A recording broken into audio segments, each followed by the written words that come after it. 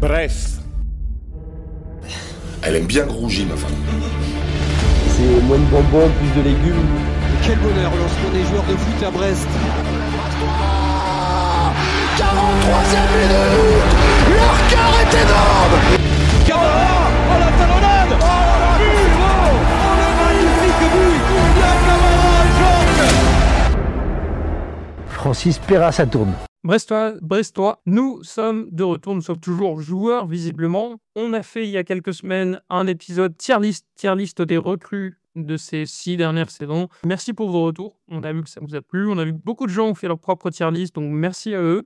Et on s'est dit qu'on allait continuer sur cette vague un peu nostalgique, divertissement. Et c'est notre cher Annie Fanche qui a eu une idée pour cet épisode-là. Fanche, comment tu vas ? Salut Yann, écoute, ça va très bien. Je profite de l'été et c'est l'occasion d'avoir du temps justement pour faire ce genre de format, tu as raison, de revenir un petit peu sur les matchs qui nous ont marqués du Stade Brestois.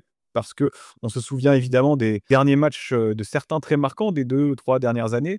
Mais finalement, depuis qu'on supporte Brest, où est-ce qu'on les classe ? Qu'il y a des matchs plus anciens qui nous ont donné autant ou plus d'émotions.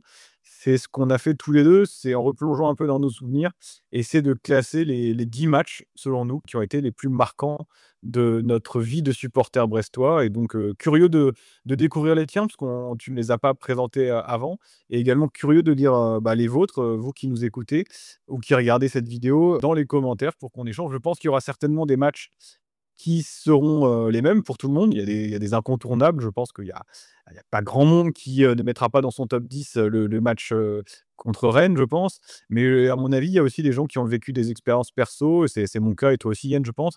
Des matchs un petit peu plus anonymes qui nous ont beaucoup marqués. Je suis intrigué et intéressé de savoir desquels il s'agit. Tout à fait, tu as raison de le présenter comme ça. On ne veut pas présenter le top 10 des meilleurs matchs de l'histoire du Stade Brestois, choses comme ça, parce que c'est trop subjectif. L'idée, c'est de donner notre ressenti, des choses qui nous ont marqué. Souvent, il y a des histoires personnelles qui se greffent à un match qui pour beaucoup, sont signifiants. Aussi, c'est notre histoire, donc c'est notre jeunesse. Je sais que malheureusement, on n'a pas connu le Brest Armorique, donc on n'allait pas mettre des matchs du Brest Armorique dedans. Je sais que, par exemple, mes parents qui peuvent m'écouter le font. Voilà, donc ça, c'est biais, mais l'idée, c'est que chacun donne ses souvenirs. C'est ça qui génère de la discussion, qui permet de partager les choses en commun. Et on est donc parti sur un top 10. On commence de bas en haut. On commence avec le 10e, qui est peut-être le plus surprenant, je pense. Quand je te laisse ouvrir avec le tien, ton 10e match, c'est... En fait, j'ai dû me planter dans l'année parce que c'était pas ce Niort Brest là que je faisais référence. Est-ce que c'est le Niort où tu as été flashé ? Non. Ah ouais, ça c'est oui, exact. Quoique ça aurait pu. Alors, en termes de souvenirs, le Niort où j'ai été flashé, ça reste un très très bon souvenir parce que bon, si je dis pas de bêtises, tu étais dans la voiture et Quentin aussi. Et effectivement, on avait vécu un déplacement sous la pluie absolument dantesque et un match relativement moyen, mais finalement, bon, on avait passé un bon moment. Non, le Niort-Brest auquel je fais référence, moi, c'est pas celui-là. C'était au mois d'avril 2017. C'est une victoire 3-0 sur le terrain niortais. Et pourquoi je m'en souviens très bien? Parce que c'était un déplacement que j'avais fait, que c'était un peu organisé au dernier moment avec des collègues, notamment certains des Celtic Ultra. On avait décidé de prendre la route pour Niort. Et puis, on avait passé une très bonne journée et arrivé sur place, on était encore dans la course pour la montée. Et c'est un match qui met du temps à se décanter. Finalement, Brest gagne 3-0. Des buts de Steven Joseph Monrose de mémoire, ça devait être Johan Gastien et Zakaria Diallo, je crois, qui marque ce jour-là. On gagne 3-0 et en fait, dans mon esprit, on est en Ligue 1. Et je me dis, bon, là, on va plus se faire rattraper. Mi-avril, on commence à prendre de l'avance sur les autres. On a vraiment roulé sur Niort. Et donc, il faisait beau, le déplacement était sympa. Je me voyais déjà en Ligue 1. Et j'ai un très bon souvenir de ce match, de ma première au stade. C'est René Gaillard de Niort. Beaucoup moins humide que la deuxième fois. Est-ce que tu es allé visiter le centre-ville de Niort ? Très bonne question. Non, on avait on avait plus visité le centre-ville avec toi et Quentin que cette fois, on était arrivé vraiment un petit peu au dernier moment et on avait simplement été voir le match et on était rentré. Cette fois-là, je n'avais pas été flashé. D'ailleurs, c'est la seule fois de ma vie que j'ai perdu un point au volant. C'était attention au niveau du pont de Cheviré près de Nantes. Peut-être. Je crois qu'on a fait plusieurs fois la référence, mais qu'on n'a jamais expliqué cette histoire de centre-ville de Niort. Est-ce que c'est pas le On va moment de l'expliquer. lever le rideau? Il me semble, alors si je dis pas de bêtises, rappelle-moi parce que c'est moi qui devais conduire et on cherchait, je sais plus ce qu'on cherchait en fait. En fait, ce qui se passe, c'est qu'on arrive, pluie diluvienne, on arrive au stade bien en avance, on voit des gens autour du stade qui nous disent: «Bah, le match, on sait pas s'il va avoir lieu, machin, de toute façon, c'est dans 2-3 heures, baladez-vous, trouvez quelque chose à faire» et un peu plus loin sur la route, tu t'arrêtes, tu ouvres la fenêtre pour demander, je crois que c'était une personne âgée, en gros: «Qu'est-ce qu'on peut faire?» et tu as cette question qui est, pour nous, restée assez mythique, qui est de demander à la dame: «Mais il y a un centre-ville à Niort ou pas?» Je crois qu'elle m'avait regardé d'un air un petit peu, mais complètement con lui, et elle avait pas forcément tort. Ah, cela dit, je pense que tu as pas comme moi un souvenir impérissable du centre-ville de Niort. Ah non, pour avoir été après, je crois qu'on était même passé à l'office du tourisme qui était un peu désabusé et Et on avait fini au McDo parce qu'il pleuvait, donc on avait été au McDo en attendant le match, et but de Charbonnier ce jour-là. tout à fait et le 1er match Ibrahima Diallo, voilà. Bon, tu me fais une passe décisive avec, Charbonnier. Surprenant peut-être, mais mon top 10, c'est une défaite et c'est une défaite assez large contre Valenciennes. C'est la saison de la 2e montée en Ligue 1 donc en 2019. Brest s'incline 5-2 face à Valenciennes. Un match absolument lunaire où Brest est quand même mené, je crois que c'est 4-0. Alors que Valenciennes était en queue de classement, un peu, au fond du trou, Brest était dans une irrésistible montée et tu perds 5-2. Tu perds 5-2, mais pourtant, en fait, ce qui rend ce souvenir si marquant, c'est ce qu'il y a eu autour, c'est ce qu'il y a eu après. C'était quand même la preuve qu'il y avait une alchimie parce que tu perds 5-2, les joueurs repartent au vestiaire la tête un peu basse et ils repartent avec une standing ovation. Je parlerai, mais il y a notamment l'interview qu'on a fait avec Quentin Bernard sur la chaîne, vous pouvez la retrouver. Lui-même évoque ce match comme un souvenir marquant. C'est la première fois qu'il reçoit une standing ovation après une défaite, qui plus est face à une équipe inférieure. C'est un moment marquant pour moi parce que ça montre que la fierté d'être brestois, c'est pas que quand on gagne, c'est aussi quand on perd. Et finalement, quand on voit que les joueurs ne trichent pas, c'est pas un problème. Et allez, le dernier élément quand même qui montre à quel point cette soirée était lunaire, mythique, c'est le supporter brestois qui est descendu sur la pelouse pour montrer à l'arbitre assistant comment il fallait lever son drapeau pour signaler un hors-jeu. Alors que bon, il y a prescription, on peut le dire. Certes, on pensait qu'il y avait au moins 3 buts de Valenciennes en jeu. Il y en a 2 qui sont tout à fait réglo et le 3e est discutable. Je comprends que tu mettes ce match dans ton classement, et ça montre bien que simplement on n'est pas là en train de juger les meilleurs matchs comme tu disais, mais les matchs où il y a une ambiance un peu particulière, et ce Brest-Valenciennes, je pense qu'encore aujourd'hui, beaucoup de joueurs de cette équipe s'en souviennent alors que c'est une raclée, mais s'en souviennent plutôt avec une image positive qu'une image négative. Ça a été aussi un match fondateur, je pense, parce qu'on était à un moment de la saison où peut-être on aurait pu douter ou remettre un petit peu en cause l'hégémonie qu'on avait cette saison de Ligue 2, avec Metz qui caracolait en tête, et finalement il n'en a rien été, et les joueurs ont su que le public serait derrière eux quoi qu'il arrive. Et je pense que ça donnait une bonne dose de confiance à tout le monde, de ne pas avoir les pieds qui brûlent quand tu viens à Le Blé.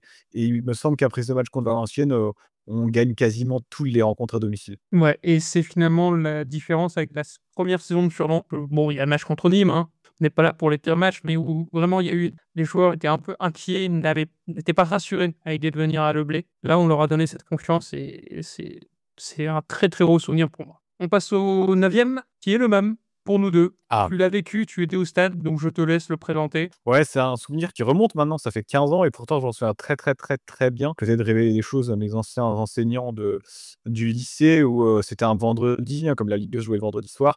Et il y a un point commun avec le match, bon, même si on s'était trompé sur l'image de mon match précédent, mais c'était un match où il pleuvait, mais je pense que c'était encore pire que le match qui a été joué à Niort. Et donc j'étais parti d'un cours de TPE, c'est pas bien du tout. Je dis que j'avais un rendez-vous, je crois. Et finalement, mes parents étaient venus me chercher, et on était partis à Nantes. J'ai pris la route pour aller à la Beaujoire pour ce match. Et là, c'est le match, je pense, où je me suis dit: «Ouais, on va monter, en fait». On est dans un stade qui, pour moi, était un stade de Ligue 1. Nantes, ça restait un club de Ligue 1, mais on leur avait marché dessus. Victoire 4-1, doublé de Roux, doublé de Grosjean. C'était vraiment, et on n'entendait que les Brestois dans le stade. Les Nantais quittaient le stade petit à petit, désabusés. Et vraiment, ça avait été en plus dans une période janvier-février pour Brest, avec des matchs très marquants dont je parlerai tout à l'heure aussi. Une sorte d'apothéose de cette saison-là. On a fait le trou avec les adversaires directs. Et on avait, on s'envolait vers la Ligue 1, et c'est donc un excellent souvenir pour moi. C'est d'ailleurs mon premier déplacement pour suivre le Stade brestois à l'extérieur. Il y en a qui ont plus de chance que d'autres. Moi, c'était un déplacement à Dijon, voilà. Non, mais voilà, je n'ai pas grand-chose de plus à rajouter. Peut-être que moi, ce match, il est resté dans ma mémoire pour 2 raisons. La première, je crois que c'est la tenue toute rouge. C'est tout bête, mais on l'a très peu porté cette saison. Non, en fait, c'est surtout qu'à l'époque, j'étais quand même assez jeune et je vivais le foot avec mes parents, presque à travers mes parents, et ils avaient l'image du Grand Nantes, forcément. Et le fait de rouler comme ça sur Nantes, je pense que c'est là, pour la première fois, que j'ai entendu mes parents qui sont d'un naturel quand même assez réservés, voilà, sont très prestants finalement. Ils vont pas parler de monter avant que ce soit fait. C'est la première fois que j'ai senti qu'ils y croyaient vraiment. Et quand t'es gamin, ça rejaillit sur toi. D'autant Et plus finalement, j'ai pas de grands souvenirs de ce qui s'est passé sur le terrain en soi, hein. Je visualise très bien les buts, très bien la célébration de Grougy après son penalty, mais le contenu du match, je m'en souviens pas plus que ça. et c'était un match qui, juste comme celui à Niort au dernier moment, où il y avait une hésitation sur le fait qu'il allait pouvoir se tenir ou pas. J'invite les gens à regarder des extraits de cette rencontre. C'était vraiment lunaire que ça puisse se jouer. Et tu disais que tes parents ne s'emballaient pas et commençaient à s'emballer à partir de ce match. Il faut aussi se mettre à leur place. Ils avaient connu le Stade brestois des galères, le Stade brestois qui se maintenait difficilement saison après saison en Ligue 2. Et je me souviens très bien que moi, pareil, je faisais des calculs chaque semaine après chaque match en me disant, bon, il faudrait tant de points pour monter, donc il en reste tant, donc ça veut dire qu'il reste encore 8 victoires, mais non, on va pas les faire. Et petit à petit, il restait plus que 4, 3, 2 victoires, et tu commençais à y croire vraiment. Et autant la deuxième montée, bah, elle a eu un grand charme avec ce que dégageait cette équipe, la qualité de jeu, les buts et certains matchs mythiques. Mais la première, elle avait le goût de la première, en fait, pour moi. Et que Brest joue en Ligue 1, c'était impossible dans mon esprit. C'est un de mes meilleurs souvenirs de supporter cette année 2010. Il y en a d'autres de cette année 2010. C'est ton choix, du coup, je te laisse le commencer. Je crois que je salue Jean-Sébastien qui en parle souvent comme la plus grande clameur entendue. Francis Leblé, c'était le Brest-Châteauroux en 2010, victoire 2-1 sur un but de Cédric Fabien. Ouais, c'était complètement dingue. Et autant je disais que contre Nantes, j'ai commencé à y croire, autant contre Châteauroux, je me suis dit que cette année-là, là, il pouvait rien nous arriver. Je rappelle rapidement le scénario du match. C'est Châteauroux qui arrive à Leblé avec Jean-Pierre Papin comme entraîneur. C'était un samedi, au moment ils avaient fait une offre pour les femmes pour la Saint-Valentin. Ça, je sais pas pourquoi ça m'avait marqué. Donc c'était un samedi après-midi, déjà un horaire assez inhabituel pour l'époque, parce que la Ligue 2 se jouait le vendredi soir en multiplex et un match décalé le lundi. Et là, ce match-là avait été décalé pour le Stade brestois contre une équipe de Châteauroux qui était largement inférieure, hein, sur le papier. C'était une équipe qui jouait le maintien. C'est Pinot qui marque, je crois, pour Châteauroux, qui ouvre le score. Et Brest parvient à égaliser. Finalement, c'est une frappe de Nolan Roux à la côté tribune Quimper à la 80, ouais, tu l'as dit, 92, 93. Je crois que Châteauroux a même pas le temps d'engager derrière.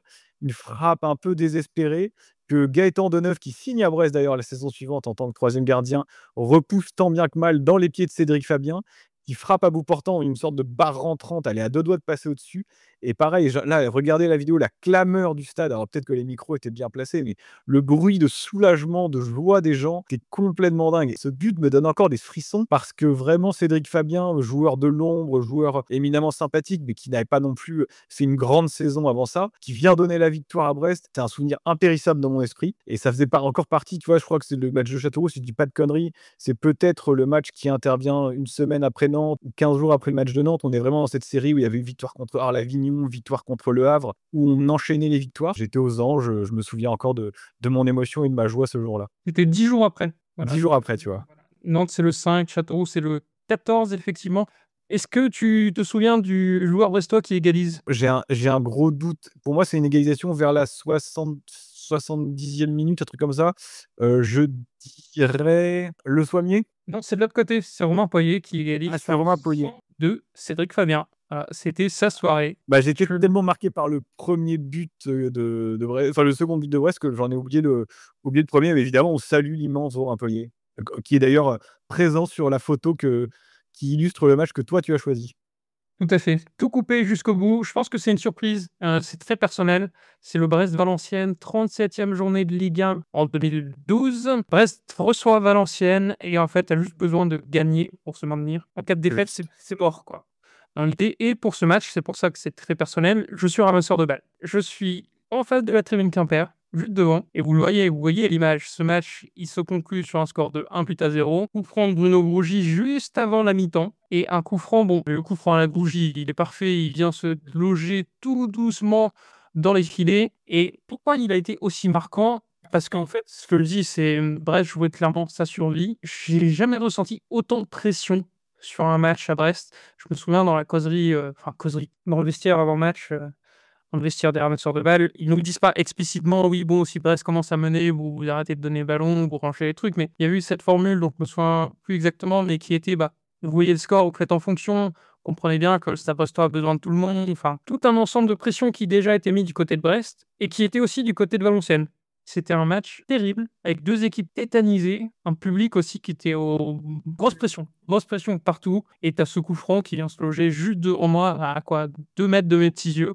Immense souvenir et immense soulagement qui, finalement, offre le maintien au Stade Brestois, même si certes, bon, la légende veut que c'est Issam Djema qui maintienne le Stade Brestois en marquant contre Evian en 38e journée. Ce n'est pas vrai. Si on avait perdu contre Evian, on se maintenait quand même. Voilà, le but du maintien, c'est celui de Bruno Rougy contre Valenciennes.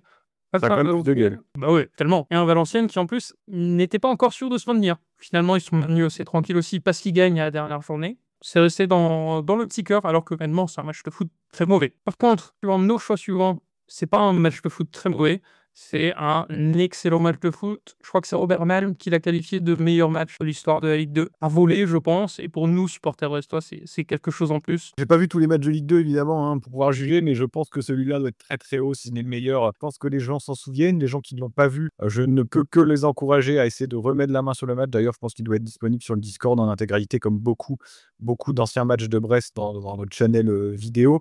Là, on peut pas parler de montée, on peut pas parler d'aboutissement, parce qu'on est au mois d'octobre, si je dis pas de bêtises, on va être vers mi-octobre, vers le 18 octobre, un truc comme ça. Ce qui fait le sel de ce match, il y a plusieurs choses. Il y a la rivalité, il y a l'équipe de Lorient qui a beaucoup d'ambition, il y a Michael Landreau sur le banc, il y a le scénario, avec ces 2 buts de Lorient qui leur permettent de mener, d'ouvrir le score, puis de reprendre l'avantage à 2 reprises. Je crois que c'est Courtet d'ailleurs qui marque, l'ancien Brestois, le 2e but. Puis il y a bien sûr ce but que tout le monde attribue finalement à Gaëtan Charbonnier, mais qui n'est pas marqué par Gaëtan Charbonnier, qui vient d'un geste incroyable de Gaëtan Charbonnier. Je pense que c'est un des gestes vus au stade les plus fous niveau instinct. Mais c'est bien Gaëtan Bello comme un symbole, lui, capitaine, toujours très discret, éminemment important dans l'effectif brestois, lui qui était là dans les années Ligue 2 de galère après la descente, qui vient offrir la victoire à Brest.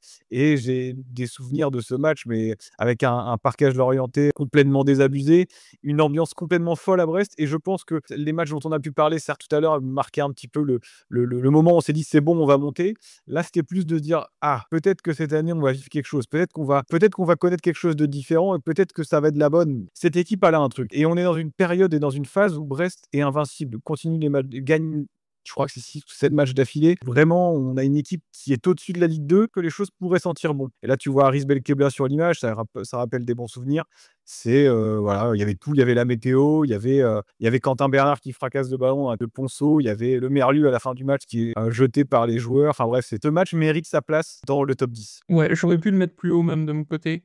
C'est le seul but de Gaëtan Bello avec le Stade Brestois, il faut le dire. Je vous réinvite une nouvelle fois à aller écouter l'interview de Quentin Bernard chez nous, parce que ce match, pour lui, il a eu une grosse signification personnelle. Il a vécu des événements pas très jojo dans la semaine précédant le match, et ça rajoute encore un truc. Rien d'autre à rajouter sur ce que tu as dit, tout y est, c'est un souvenir, on en parlera encore longtemps, des très très bons souvenirs, et puis, mine de rien, ça reste un derby qu'on a gagné, chose qui, à l'époque, n'était pas si courant, soit parce qu'on n'en avait pas beaucoup, soit parce qu'on ne les gagnait pas. Ça a bien changé depuis. Match suivant, qui est toujours du bon souvenir, évidemment. On a 2 choix différents. Je peux commencer. Je l'ai pas mis dans mon blason, mais c'était un oubli de ma part.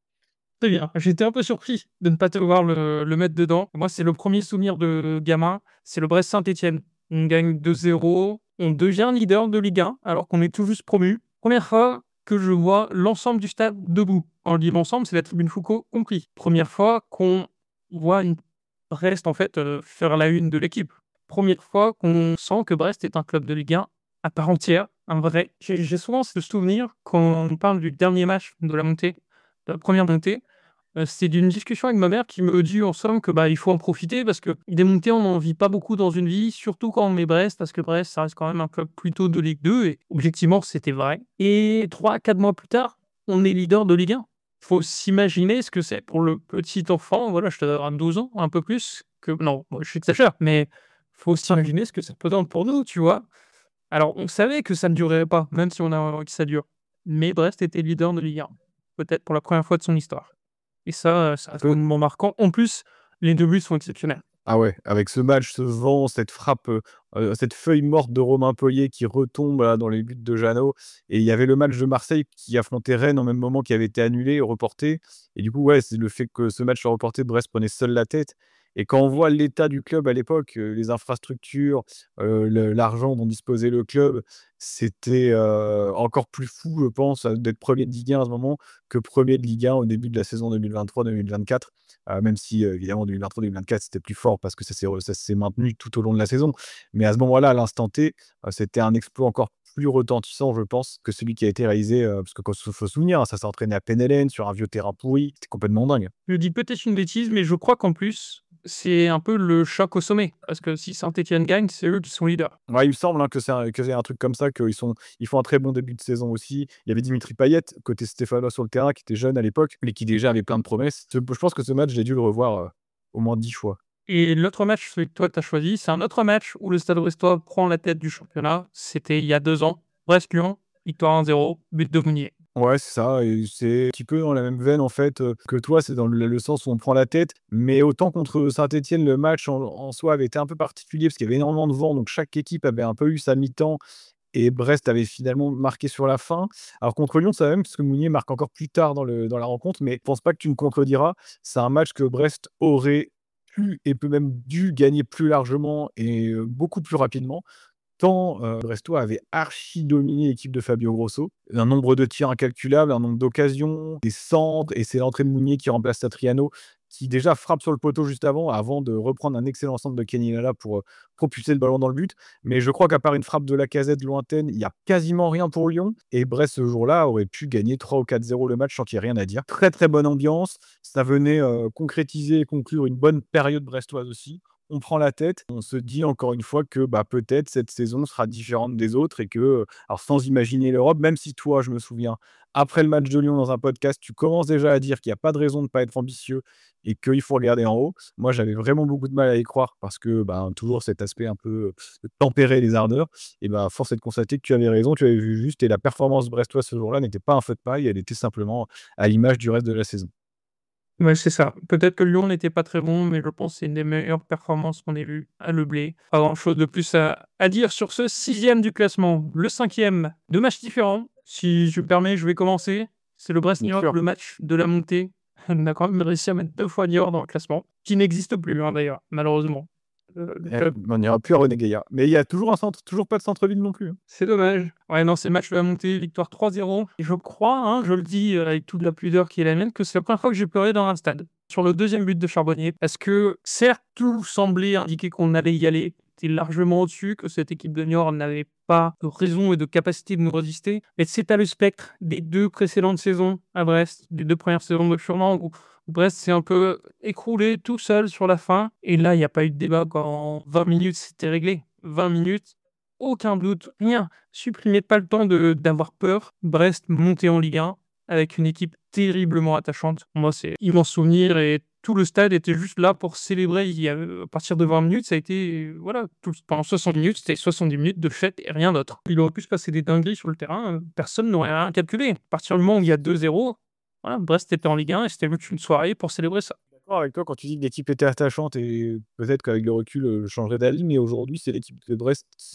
pas celle qui m'a donné peut-être de plus d'émotion, parce qu'évidemment, l'équipe qui a accroché avec des champions, ça sera à jamais inégalé, mais c'est l'équipe peut-être dans laquelle je me suis le plus reconnu en tant que supporter de Brest. Là, tu vois un Ferry Ngoma sur la photo. Moi, c'est un joueur qui pourtant n'aura pas marqué l'histoire du Stade brestois, mais qui, même ces joueurs second couteau, ont été terriblement attachants. On avait envie de les aimer. Le coach, évidemment. Mais après, le match en lui-même, moi, il m'a moins marqué que d'autres sur lesquels on va parler tout à l'heure. Parce que justement, pour ce que tu as dit, en fait, au bout de 20 minutes, il n'y avait plus de match. J'étais déjà dans la célébration et le foot est passé peut-être au second plan. Donc, ça reste un bon souvenir, mais comme en fait, on le sentait tellement venir que ça a été réglé très rapidement. Du coup, bon, finalement, la montée, c'était OK, c'était réglé. Mais le match en lui-même, il n'y avait pas peut-être cette tension suffisante pour que je le fasse intégrer mon top 10. Je comprends. Là où ton choix en 5e, il y en a eu de la tension. C'était le Brest. Ah oui, il y en a eu de la tension. Ouais. C'était le premier match de saison 2023-2024. Un match qui est dans l'esprit de beaucoup, et je ne sais pas toi ce que tu en penses, mais a aussi conditionné beaucoup de choses sur cette saison-là. Parce que si on le perd 2-0 ou si on le perd tout court, parce que Lens mène 2-0 très rapidement. Je ne dis pas que la saison est totalement différente. Peut-être qu'on finit par faire quand même une performance historique, j'en sais rien, parce que l'équipe avait quand même du talent. Mais quoi qu'il arrive, ça met énormément de confiance dans l'esprit de beaucoup de ces joueurs et ça permet de garder la continuité avec la fin de saison dernière avec Eric Roy, qui avait déjà été très bonne. Et ça, c'est important de le rappeler, c'est qu'il n'y a pas un déclic contre Lens.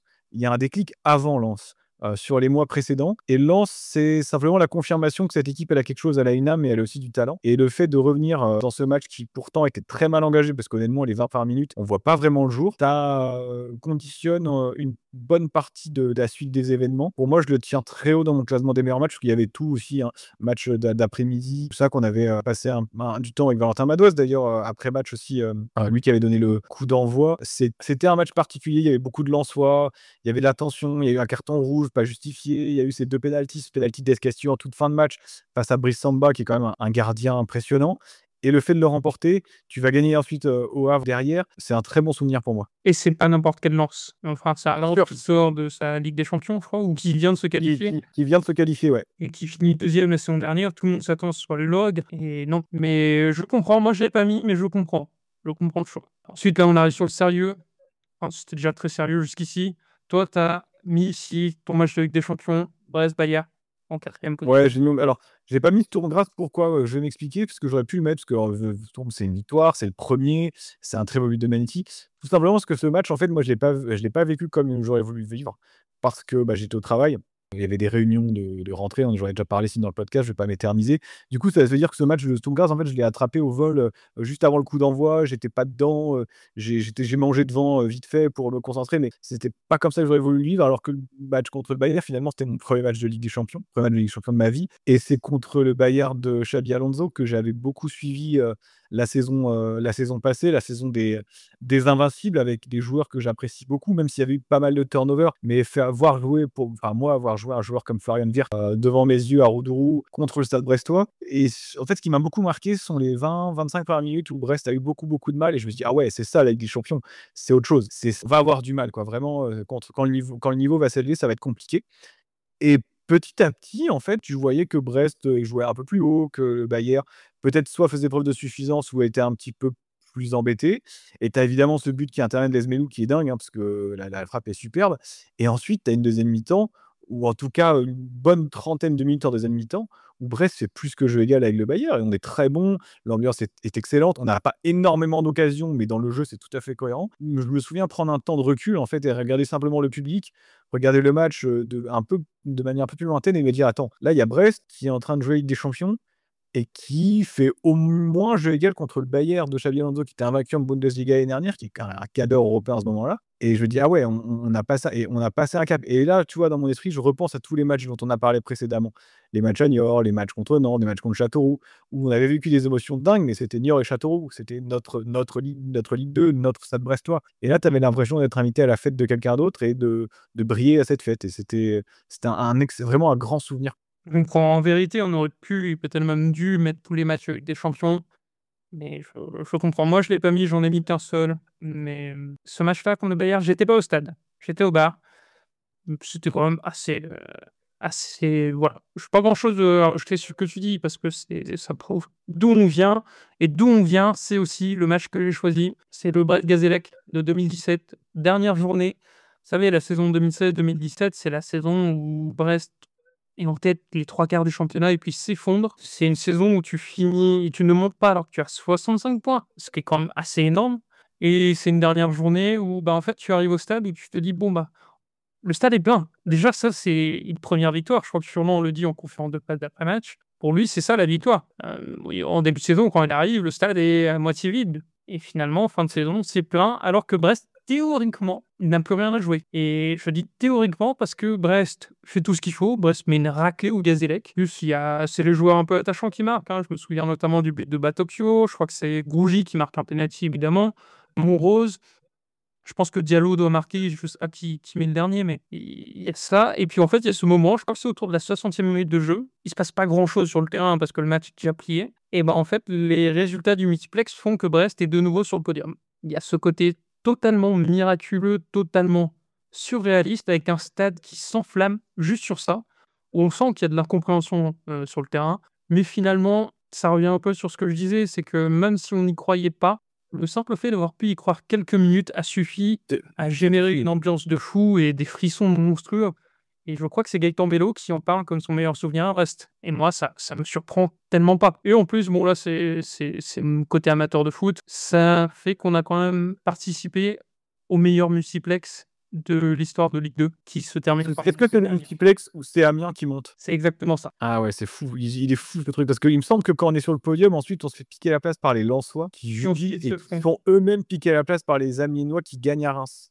C'est exactement ça. Et Ah ouais, donc, voilà, c'est le cumulé qui fait que pour moi, c'est le top du top du top. Alors moi, deux petites choses et deux petites remarques sur le match contre le Gazélec. Tu disais à juste titre que Brest avait été leader sur une bonne partie de la saison, mais il faut rappeler quand même que c'est un moment où Furlan donc, arrive à Brest. C'est la première saison de Jean-Marc Furlan à Brest. C'est pas du tout prévu qu'il fasse monter l'équipe cette année-là. Et c'est d'autant plus frustrant et d'autant plus dur à digérer que finalement, on a vécu une saison au-delà de nos espérances, avec des matchs qui ont été extraordinaires. Je pense au match à Lens notamment. Il y a plein de matchs qui restent dans notre mémoire. Et finalement, les deux matchs contre Amiens et Nîmes, qui, je pense, devraient trouver leur place dans le podcast Nos 10 pires matchs à Brest, je pense que ces deux-là, ils y seront forcément, ont vraiment douché nos espoirs. Comme tu dis, je me souviens très bien de la clameur de Leblé vers la 55e, 60e minute, quand ça se goupille bien pour Brest. L'ambiance était folle et après, moi, j'étais abattu. Franchement, après le match, j'étais vraiment pas bien.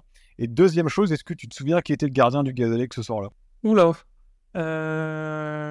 Attends, ça me Si dit... je te pose la question, c'est que c'est pas un piège. Et c'est pour ça qu'avant que Bruno Grosjean tire le penalty, je suis sûr à 200% C'est Steve Elana.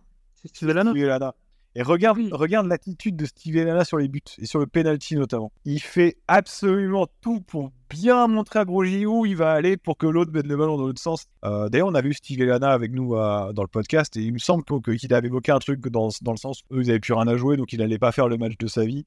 Et le deuxième but de Brest, c'est une connerie aussi. Enfin, Et voilà, c'était grand souvenir parce que je pense que c'est peut-être là que l'histoire d'amour de beaucoup de jeunes supporters a commencé. Je connais des gens qui souvent me disent que leur première saison à Brest c'était celle-ci, leur premier match c'était celui-ci, et ils sont encore là aujourd'hui. Maintenant, si je veux faire le type un peu rationnel, un peu chiant, heureusement qu'on n'est pas monté. Je pense que le club n'était pas du tout prêt et on n'aurait peut-être pas vécu tout ce qu'on a vécu. Tout ce qu'on a vécu, on le retrouve logiquement dans notre top 3, même si toi, dans ton top 3, tu as un vieux match. C'est le match contre Tours en 2009, victoire 2-0. ouais, j'ai un vieux match parce que tu vois, tu parlais des gens qui ont suivi leur première saison Brest en 2016-2017 du coup, et qui ont beaucoup de souvenirs. Moi, j'ai pas commencé à suivre Brest en 2008-2009 ou en 2009-2010. J'avais commencé à suivre Brest bien avant. En fait, je me suis mis au Stade Brestois quand le stade était la première année de Ribéry. En fait, j'avais dizaine d'années à peu près. Après ça, Brest en Ligue 2, j'étais déjà trop content. J'allais voir des entraînements si je pouvais. J'allais très régulièrement au match dès qu'on pouvait m'y emmener, parce qu'évidemment, c'est pas à 12 ans que je pouvais aller tout seul, habitant à 30 km du stade. Et pour moi, Brest, c'était un club de Ligue 2 en fait. Et déjà performant en Ligue 2, c'était génial. J'écoutais les matchs à la radio. Hein. Et ça arrive cette saison 2000, de la montée en 2009-2010. Et je sais pas, on passe dans l'irrationnel dans mon esprit de jeune supporter qui voit ça avec des yeux d'enfant en fait encore. J'avais un peu grandi évidemment, mais j'arrivais à un âge où vraiment je pouvais profiter. J'allais au stade et je voyais mon équipe commencer à comprendre ce qui se passait vraiment. Et là, on joue la montée. Et toute la saison, comme j'ai dit précédemment, je comptais les matchs qui restaient. Et ce match de Tours, j'étais avec mon père, comme quasiment tous les matchs de cette année-là. Et c'est l'aboutissement pour moi ultime, en fait. J'imaginais même pas qu'il puisse y avoir un après. J'imaginais même pas dans ma tête que ce qu'on a vécu, et le match dont tu vas parler, toi, ça pourrait exister un jour. Juste, on montait en Ligue 1, c'était bon, on avait gagné le jeu, c'était fini. On pouvait mourir tranquille, on aurait vu Brest en Ligue 1. Et le match, et en plus, il y a tous les symboles. Il y a Bruno Grosjean qui marque, lui, il monte son t-shirt pour soutenir le combat des Ultras pour garder la tribune Quimper, parce qu'il voulait rebasculer les Ultras dans la nouvelle tribune plein ciel. Il y a le but de Nolan Roux, évidemment, très beau but, qui était la pépite finalement de cette équipe, son 15e de la saison. Il y a tout ça qui fait que je vis ma première montée. Petite frustration juste, c'est qu'il n'y avait pas eu d'envahissement de terrain ce jour-là, et la fête avait été un poil gâché par rapport à ça, mais c'était extraordinaire. Dans mon esprit, c'est top 3, même si c'est vieux, même si c'est de la Ligue 2. À titre perso, ça m'a beaucoup marqué. Ouais, moi j'avais 11 ans précisément. J'étais en tribune Strasbourg, je voyais ce match tranquillement. Ça m'a pas plus marqué de ça, peut-être parce que j'avais acté avant le match que c'était déjà plus ou moins réglé, je ne sais pas. Et c'est vrai qu'il n'y avait pas non plus un doute incroyable. Ouais, mais tu vois, le match de 2019 m'a marqué, alors qu'il n'y avait pas de doute non plus. Je pense que C'est vrai. c'est aussi une petite déception personnelle. Tu dis qu'il n'y avait pas d'envahissement de terrain, en effet. Par contre, il y a eu une super fête après le match qui est descendu jusqu'à Place de la Liberté. Et moi, le lendemain, je ne sais pas quel jour, est-ce que j'avais cours ou est-ce qu'il y avait autre chose, mais je n'ai pas pu y aller. Je suis dû rentrer tranquillement à la maison. Et c'est le lendemain, en regardant le journal, que j'ai vu toute cette fête-là. Et j'étais un peu déçu de ne pas y avoir assisté, de juste, entre guillemets, avoir vu le match. Mais c'est déjà très bien. Ah, parce que je sais qu'il y a plein de gens qui n'avaient pas eu de place. Hein. Voilà, il fallait déjà un stade plus grand à l'époque. On va pas relancer le débat, mais un stade comme celui du Sparta Prague, ça serait bien. Je sais pas si je vais avoir vraiment besoin de détailler, parce que dans notre revue Ligue des Champions, j'en ai assez longuement parlé, notamment avec Quentin. Il faut vivre ça, réaliser ce que c'est d'être dans un autre pays où tu n'as aucune raison d'être, a priori, juste parce que ton équipe de foot joue, parce que ton équipe de foot gagne, et parce qu'en plus tu domines largement le match dans la plus belle des compétitions. C'est le pinacle, pour moi, très clairement, le pinacle, le sentiment d'appartenance au Stade Brestois, à la ville de Brest. Et puis sportivement, on était là, donc je vous invite à réécouter l'épisode sur la Ligue des Champions. Je pense qu'on en parle pendant 10-15 minutes, et on pourrait en parler des heures, mais là, c'est pas le but. Mais évidemment, ce match face à Prague, il n'est possible qu'en raison de 2 matchs qu'on a choisis sans surprise dans le top 2, mais pas dans le même ordre. Simplement, c'est parce qu'à Toulouse, dans tous les cas, j'y étais pas aux 2 matchs. Mais Toulouse, je l'ai vécu. Après le match de Rennes, en fait, j'étais allé à Le Blé accueillir le car, les joueurs, etc. On était allé avec Quentin, et donc j'avais quand même participé à la fête, de voir Bizot sur le mur de la tribune Quimper, etc. Mais Toulouse, en fait, j'étais loin. J'étais pas à Brest, j'étais pas à Toulouse, donc je l'ai vécu à distance. Évidemment, très très bon souvenir. Hein, je le mets dans mon top 2 parce qu'il y a le multiplex qui est dingue. Tu disais, parler du multiplex fou de Ligue 2 lors de la saison 2016-2017, mais le multiplex de Ligue 1 avec l'égalisation niçoise de Lotomba à la dernière minute est complètement folle. Je te laisserai parler plus en détail du match à Toulouse parce que toi, tu y étais. Je revois encore les Brestois qui regardent sur leur téléphone et qui font comme moi finalement devant la télé de regarder le résultat de Lille contre Nice. Extraordinaire. En plus, lunaire le match, le coup franc d'Amavi, le parquage. Pour moi, c'est Rennes en premier parce que c'est le scénario du match en fait.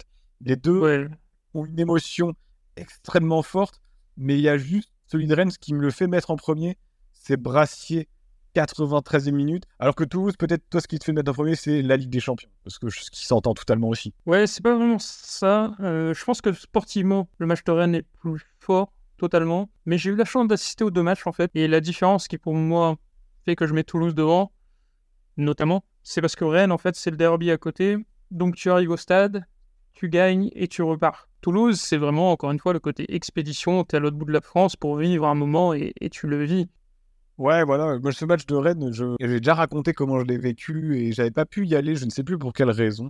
Donc évidemment, j'avais suivi ça avec beaucoup d'attention, mais on était dans une saison, on faisait énormément de podcasts, on était vachement concentré à calculer aussi les points qu'on avait d'avance sur les uns sur les autres. Et c'est très différent de jouer le tableau et le maintien, parce que le maintien, tu regardes les autres équipes avec qui tu es en concurrence, qui gagnent finalement assez peu de matchs, et donc dès que tu en gagnes 1 ou 2, tu fais une bonne opération et assez rapidement, finalement, tu te mets à l'abri. Là, c'est l'inverse. Les autres équipes, elles gagnaient tout. Je me souviens de Lille qui gagnait beaucoup de matchs. Monaco qui faisait une série qui était aussi difficile à suivre. On venait de perdre contre Monaco à domicile. On avait perdu à Lyon dans un scénario complètement fou. Un match qui m'avait vraiment mis une claque avec le but de Metz-Landais contre sur penalty à la fin. Et là, Rennes, je me pose devant le match. Il y a ces 2 buts avec une connerie de Bizot, 2-0 au bout de 10 minutes. Et j'avoue que ça m'a un peu agacé parce que je suis supporter de Brest et je me dis mince, on est en train de tout gâcher, quoi. Et j'en voulais même pas aux joueurs, mais juste je me suis dit merde, en fait, ils sont cramés, on va pas y arriver. Je leur dis pas, ils vont pas y arriver, mais on va pas y arriver. Et le but de Mounier immédiatement me remet dedans. Et puis évidemment, après 2-2, 3-2, 4-2, c'est complètement dingue. Et je me dis, punaise, c'est bon, la Coupe d'Europe est assurée, c'est fou. Et là, le 4-3, 4-4, et je revois le match de Lyon, en fait. Et je me dis, finalement, ça va refaire comme à Lyon. On va pas gagner ce match alors qu'on on mérite de le gagner. On avait la main sur le match. Et j'avoue qu'à la 80e minute, après le but de c'est Terrier, je crois qu'il égalise, je regardais son ordi et je ferme l'ordi. Et je me dis, non, c'est bon, j'en ai marre, je suis un chat noir. C'est un peu superstitieux, je dis, c'est pas possible, on n'a pas le droit au bonheur. Et je pars. Et c'était enfin début de soirée, je dis, tant pis, je crois que je m'apprêtais à sortir. Je vais prendre ma douche. Et je sors de la douche, j'étais en train de changer, et puis il y a ma copine qui vient voir et qui me dit, je crois que Brassier a marqué. Alors dans ma tête, ça a fait très bizarre parce que je dis, mais de quoi Et en fait, elle avait rouvert l'ordi, puis elle regardait le match, elle avait continué à regarder le match, et j'arrive, et elle me tend l'ordi, et je vois une boule de mecs en blanc qui sont en train de célébrer, sauter les uns sur les autres, et effectivement, Brassier avait marqué. Et je me souviens ensuite, évidemment, reprendre le cours du match avec un temps additionnel interminable dans mon esprit, alors qu'en réalité, quand tu revois le match, bon, ça dure 3 minutes, et Rennes ne fait rien. Mais et je crois que j'ai jamais autant tremblé et vécu d'émotion devant un match de foot que celui-là, quoi. C'était fou. Ça a son temps. J'ai dit tout à l'heure que la première fois que j'ai pleuré dans le stade, c'était contre Niort. La deuxième, c'était contre Rennes. Parce qu'en plus, moi, j'ai ce rapport à Lilian Brassier. Je dis ça comme si j'étais son grand ami, mais j'ai toujours beaucoup aimé le joueur, au moins l'humain, ce qu'ils ont dégagé. Je pense que vous pouvez réécouter les podcasts, y compris quand ça allait moins bien. Donc j'étais très heureux pour ça. Et je pensais pas, à la fin de ce match, je sors, je me dis, c'est le plus grand match de l'histoire du club. Et finalement, c'est quoi, c'est 3, 4, 5 semaines plus tard, il y a le déplacement à Toulouse. Voilà, je vais pleurer 3 fois dans un stade. La troisième, c'était contre Toulouse, c'était au Stadium.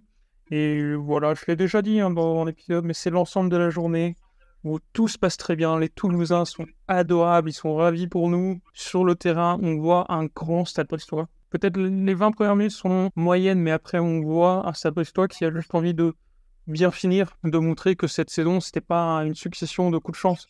C'est une équipe qui a dominé, qui a maîtrisé. Ce qui joue aussi, c'est que, faut se rappeler, juste avant le match, il y a déjà plus grand monde ne croit à la 3e place. Tout le monde se dit que ce sera la 4e. Je me souviens dire de manière un peu en rigolant que de toute façon, Nice va faire match nul, il va nous sauver, mais après je dis que de toute façon, non, c'est irréaliste, ils vont prendre 5-0, quelque chose comme ça. Faut aussi remettre le contexte, c'est le fait que le Blé ne pourra pas accueillir la Coupe d'Europe. Ça commence à sortir. Il y a un article de l'équipe la veille du match qui dit qu'il y a plein de joueurs qui veulent partir. En gros, Brest n'est pas forcément prêt pour aller jouer une Coupe d'Europe et que de toute façon, ça se voit bien parce qu'ils ont commencé à ralentir en frein. Et non, juste il y a ce côté, c'est totalement malsain, mais il y a la joie pure et dure et il y a un côté un peu revanche. Tu te dis, bah voilà, toute la saison, vous avez dit qu'on ne tiendrait pas, toute la saison, vous avez dit qu'on va finir par s'écrouler, qu'on ne mérite pas d'être là, qu'on est une honte, quoi que ce soit.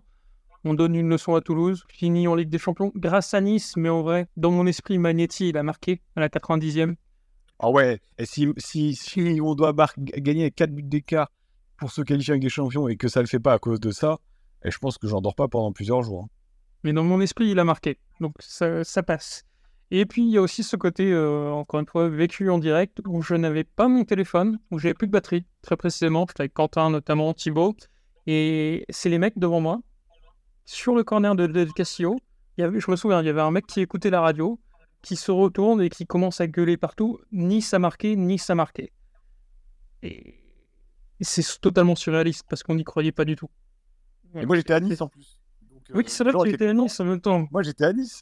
Donc les gens étaient contents, mais bon, sur eux, c'était, je crois qu'ils étaient déjà qualifiés pour l'Europa League et ils ne pouvaient pas attraper la 4e place quoi qu'il arrive.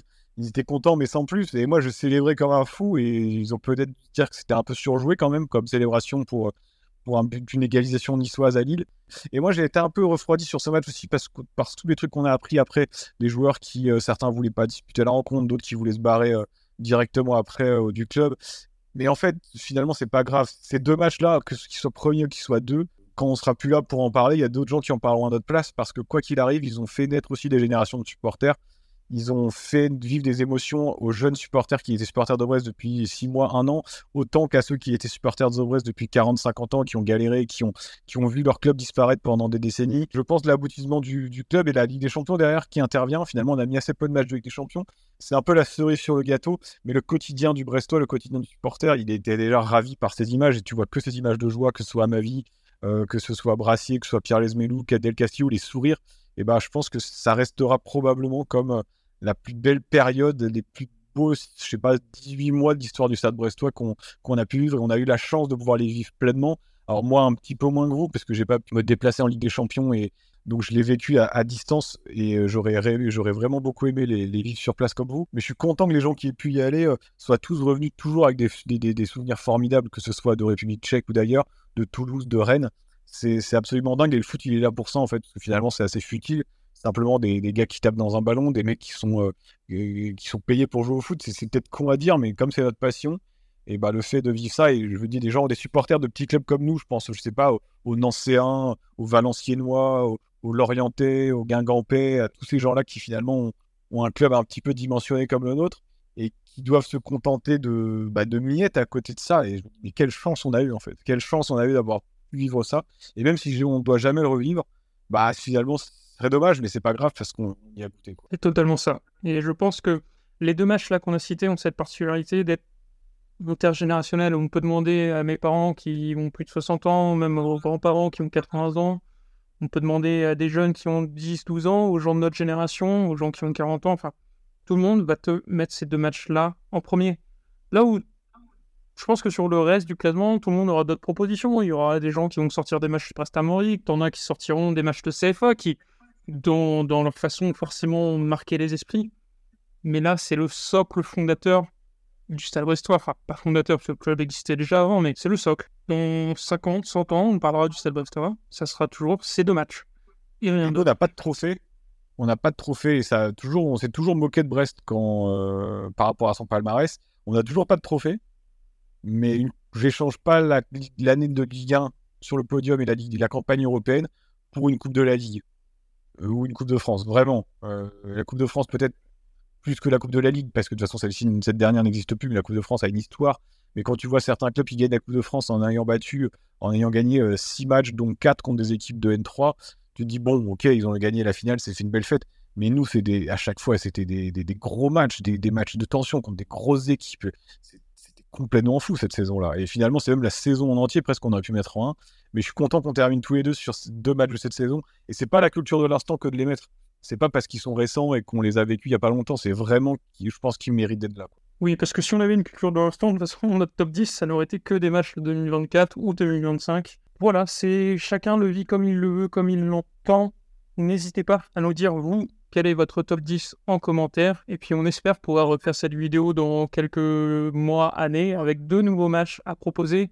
Encore une fois, c'est dur d'en choisir que 10, parce qu'il y en a plein qu'on n'a pas mis. Il y a évidemment le 4-0 contre Lorient, il y a tous les matchs de Ligue des Champions, il y a forcément le 5-0 contre Strasbourg, il y a beaucoup de matchs de Ligue 2, enfin, c'est très dur de faire un top 10, donc essayez, et n'hésitez pas à nous le partager, évidemment. Sur ce, Franche, je pense qu'on peut se dire à bientôt, peut-être qu'on se reverra pour le flop 10, qui là aussi n'est pas simple à faire, on verra, en tout cas, n'hésitez pas à nous dire si ça vous intéresse. Pour être amusant, le flop 10, et d'autant que là aussi, je pense, est peut-être plus difficile à faire, parce qu'il y a beaucoup de matchs qui ont été moyennazes, mais vraiment trouver des flops, je pense qu'en réfléchissant, on en trouvera quand même un certain paquet en plongeant dans notre mémoire.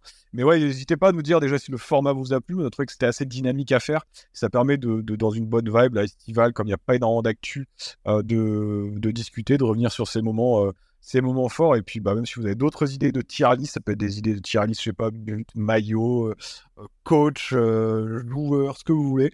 Nous, on est toujours friands de ce genre de petits jeux avec Yann et Quentin. Donc, n'hésitez pas surtout à nous dire, à nous faire revenir en commentaire. On a beaucoup de gens de plus en plus qui nous envoient des messages ou qui commandent les podcasts sur YouTube ou qui nous envoient des messages pour nous remercier ou pour nous même commenter ou disant, ou alors même que vous n'êtes pas d'accord.